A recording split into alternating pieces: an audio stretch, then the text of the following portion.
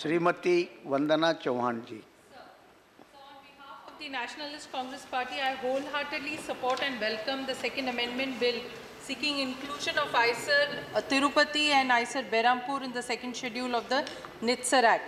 Sir, India is proud of its achievements in the field of science and technology. The seeds were sown by our very first Prime Minister, Pandit Jawaharlal Nehru.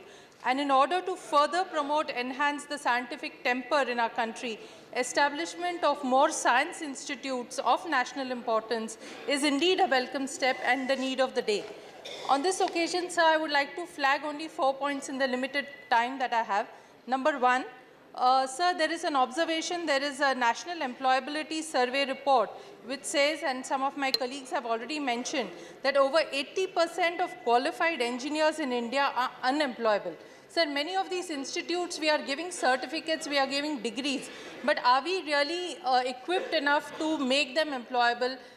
Should the curriculum be changed, and should it be made in such a way where more skills and need assessment needs to be done so that the employability increases? That was number one.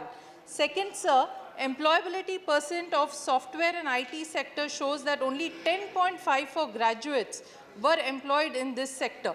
Sir, we see that only major cities like Delhi, Mumbai, Bengaluru and Pune are the cities which provide employment to the IT sector. Sir, can the government take the initiative to move to Tier 2 and Tier 3 cities so that more and more youth then get employment in that direction? So my third point is regarding on the gender front. So there is a survey made which shows that the male is to female ratio in IITs range from 14:1 and 10:1. In the NITs and other state-run technical institutes, it is 8:1. There seems to be an extremely low level of female admissions in technical colleges, sir. I would like to know what the government would do in future as to how the government seeks to address the gender imbalance and encourage increased participation of women. And my last point, sir, we have so many institutes coming up. We have a massive outlay in our budgets for these institutes. When are we going to make sure that quality education is provided to the children in these institutes? And also, when do we dream of a day when we figure amongst the 200 top-ranking universities in the world? To do this, sir, we have to bring the scientific temper to the grassroots, to the children in the schools.